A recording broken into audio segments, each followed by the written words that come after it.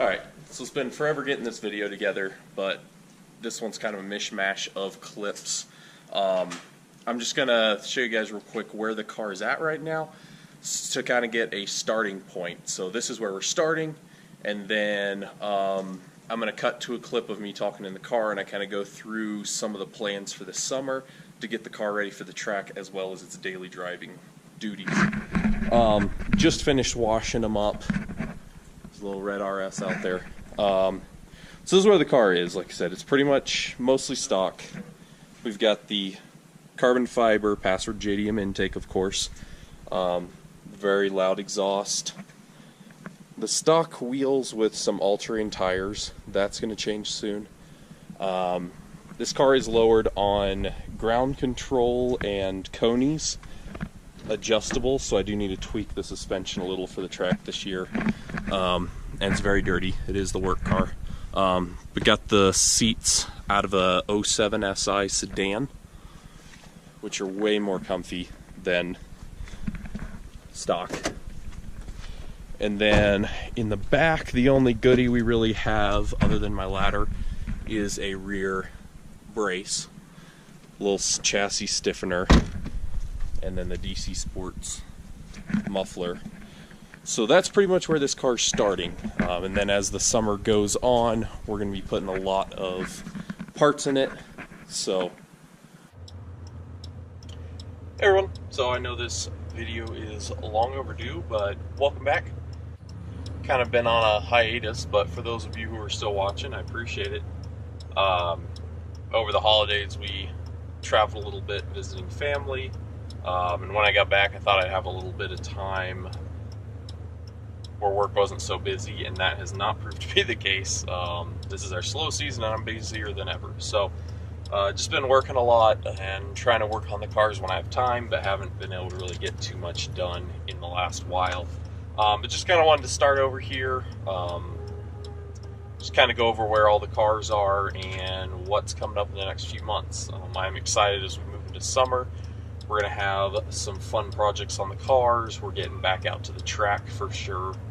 I think the autocross events start up at the end of April, so we'll be back out there on the track with the Honda, with a few, I wouldn't call them modifications necessarily, but maintenance and slight upgrades. So kind of to run through them, the RS, we are going to be doing a little bit more to the car. Last video we put on the Cobb carbon fiber intake, which is awesome, but it does cause kind of a howling. Basically with that intake, it allows so much extra airflow. The factory, they have like a factory little knob on the intake manifold that is supposed to kind of take care of any howling like noise from the wind whipping through the intake piping. And once you upgrade the intake, it can't handle it anymore, so you get kind of this just wind howling noise, especially under like moderate throttle. And it's not really bad, but it's just kind of obnoxious and annoying.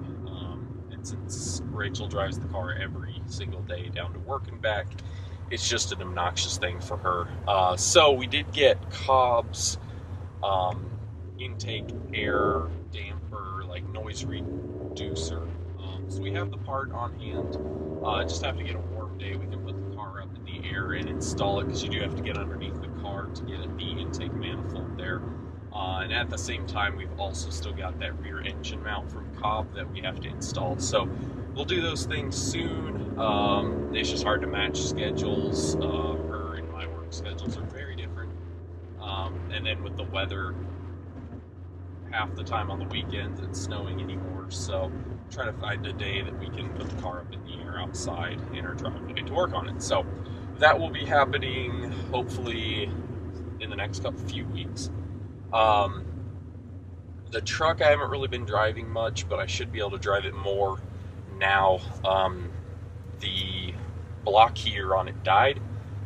I'd replaced the cord a couple months ago and that didn't fix it, so I ordered in a heating element and the first one I ordered got lost in the mail, so the shipper was awesome. He sent me another one. So I got that one installed. The old one looked like it was just corroded and literally like eaten through, so there was no connection in it anymore, so my block heater was not working at all. So I got that fixed. The block heater works again. Truck's nice and happy to start up in the cold again, so I can drive it some more. I just don't need to, so I don't a lot of times, since it is pretty large and kind of a hassle to drive around town. And I didn't film any of that, but something I do plan to film is, ever since I bought the truck a little over a year ago, it's had a super sloppy shifter. It's really bad. And I've been trolling through the forums, as I do, and most people say it's one of two things or both things. So the shift lever is actually two pieces bolted together inside the boot. And they say those bolts can come loose and cause some of that wiggle. But there's also a couple of little nylon bushings down in the shift assembly that can wear out and cause excessive movement. So I got some new bushings in already, so I'm going to go ahead and film that when I get a chance. So I'm going to go in and make sure those bolts are tight, take the shifter apart, replace those bushings, and see if I can't fix that sloppy shift. And even just having the shifter not wobble around so much will make it a lot nicer to drive. It's hard to tell sometimes if you're in gear or not, or if it's in neutral. So I want to get that remedied for sure. So then on to the Honda. I've been ordering a lot of parts in for it. I don't want to put the parts in until right before we start hitting the track again, because I want to get all the use I can out of the parts on the car right now. But a few things. The brakes on this car, they work okay, but they're the rotors are pretty badly warped.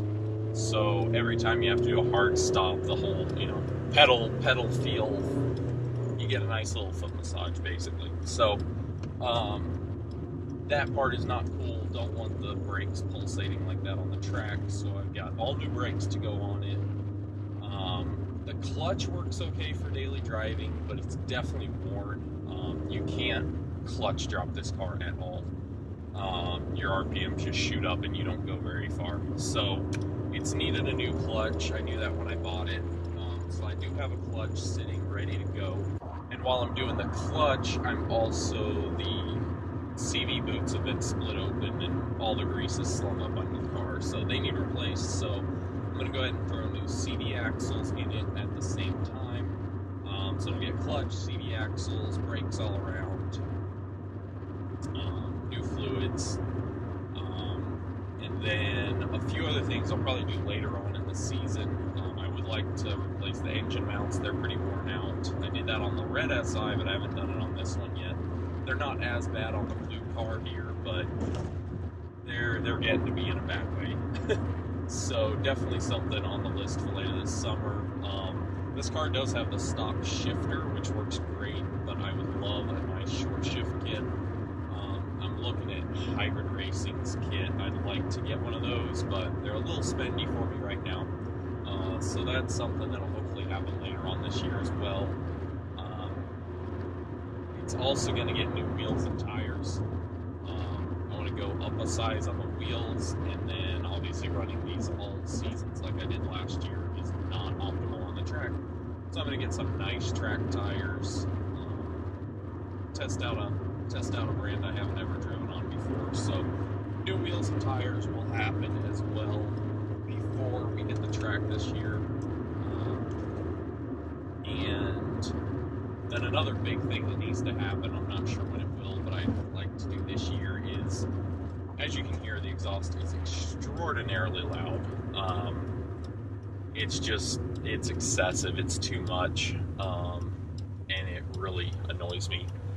So that's something I want to get replaced. I'll just do aftermarket again, but I want to get all the components replaced so I can quiet it down a bit, so it's not as ear-shatteringly loud all the time. Just get it to a much more livable level of noise while still sounding good. So that's in the plans as well, but that's all kind of going to happen through the summer. So you'll see, I'll throw up videos now and then of all the modifications happening to the Honda, and then show how she's doing out there on the track for us. I'm excited to get back out there. I'm going to try to hit every autocross event I can. I think I've kind of set my plans for the car for the next couple years.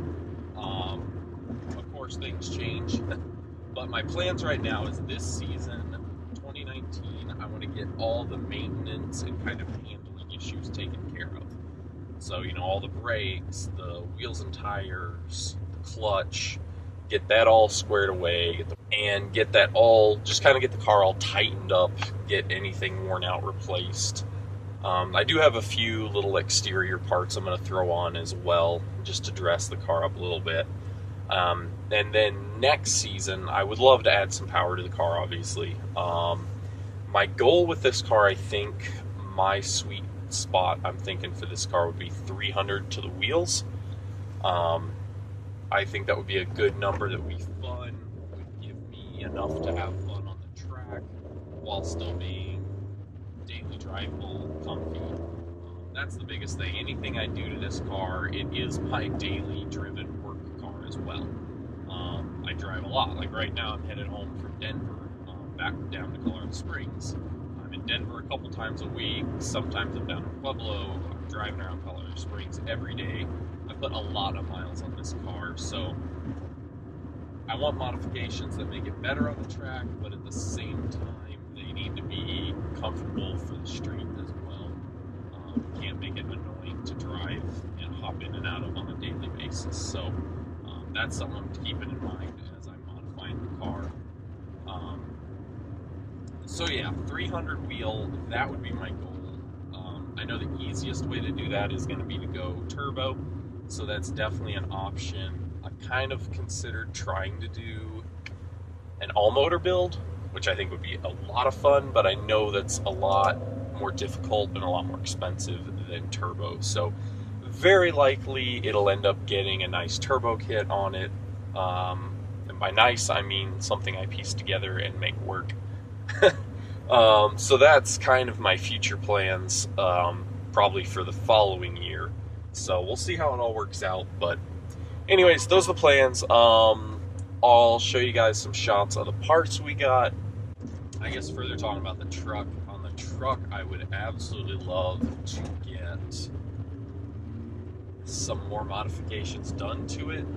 What I'd really like to do with the diesel, I would love to upgrade my injectors and get some more power out of it. If I upgraded the injectors to the stage 1.5s and I put in a higher end tuner, everything I've read, people say they get a significant bump in power.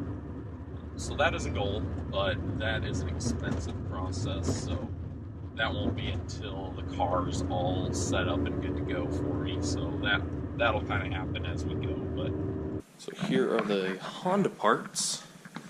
So we got new front and rear rotors, new front and rear pads, new CV axles, got some new .4 fluid, an upset cat, a new manual transmission fluid, as well as a clutch, and maybe just a flywheel. So those are the Honda parts that are going to be going on in the next couple of months here before race season starts. But this just showed up from the Ukraine, and if you guys haven't heard, this will be kind of a sneak peek into a Focus mod we're going to do.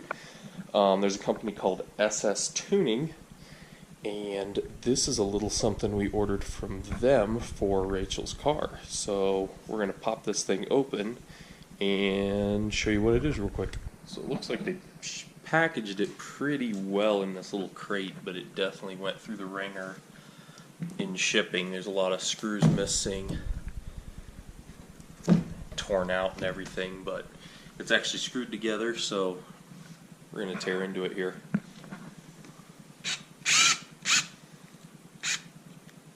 One, two. Good night.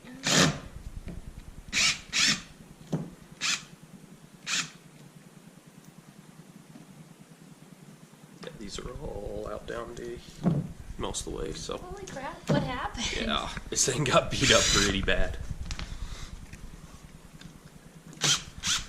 As long as it's intact. So fingers crossed this thing's intact, because it cost A pretty penny. a And significant shipping amount of cost. money, and shipping cost almost as much as the part itself. So ended up being quite a bit more expensive than we expected, but we were already committed to it, and it's something Rachel really wanted for her birthday, so we just ran with it. So it's here now, and hopefully it's good as good as it looked. Woo! We hope. This box is beat to death, so really hoping that the actual part didn't take on any damage here. Do you want to go, well, let's just grab a razor blade and let's just unwrap it in the box. There, it's broken. Oh, dang it. Yep, I'm going to have to message him. That is completely busted. Yeah. Yep. Rubbed over here. So that whole corner is smashed open all the way up to there, and this point has a nice rub mark on it as well. So after like a 3-month process to order and get this shipped here, it's broken. So we'll be contacting SS Tuning, see what we can do. Well, it's probably shipping's fault. Yeah, I mean, whoever shipped it beat the crap out of this crate. But, sorry, that's your birthday present. It's alright. I guess we'll see what happens. We'll let you guys know. And then here, of course, is the rear Cobb engine mount that we're going to be putting in the RS, as well as this is Cobb's intake noise damper. It's basically just a little aluminum tube with a smaller diameter hole inside, a little rubber O-ring. I think it just like pops into the intake manifold. So we got to get that installed too, but that's the parts. Thanks so much for watching. We'll get some more content rolling here. We are starting to get a little warmer weather on the weekends, so we're going to start getting some work done on the cars here. Of course, the truck, the SI, and the RS, which is not home right now. So we'll get some parts installed and see how they do for us.